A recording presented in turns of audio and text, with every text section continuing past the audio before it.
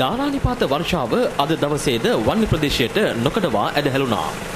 ක්‍රියාන්විත කලාපය මේ වන විට මුළුමනින්ම ජලයෙන් යට වී ගොස්.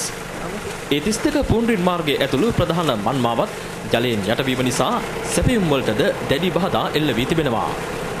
එහෙත් හමුදා බටපිරිස් මහා වැසි හා ජලගැලීම් නොතකා ක්‍රියාන්විතයේ නියැලෙන්නේ මේ ආකාරයෙන්.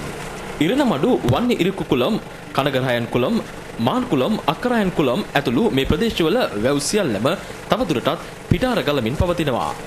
LTT මේ ප්‍රදේශවල ඉදිකර තිබූ දැවැන්ත පස් බැමි හේතුවෙන් ජලය බැස යාම අවහිර වී තිබීම ජලගැලීම් උග්‍රතට පත්වීමට ප්‍රධානතම හේතුවයි.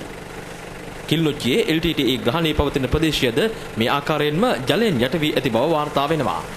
ඉකුත් අප්‍රේල් මාසයේද යෝධවැව මුදා ගැනීමේ ක්‍රියාන්විත වකවානුවේද ජලගැලීම් තත්ත්වයක් ඇති වුවද එය මෙතරම් ප්‍රබල වුණේ නැහැ. කෙසේ වෙතත් මෙම බාධා නොතකමින් අත්පත් කරගත් ප්‍රදේශ ආරක්ෂා කර ගැනීමට මෙන්ම ත්‍රස්ත ඉලක්ක වෙත පහර දීමේ ක්‍රියාන්විත අඛණ්ඩව සිදුවනු දැකගත හැකියි.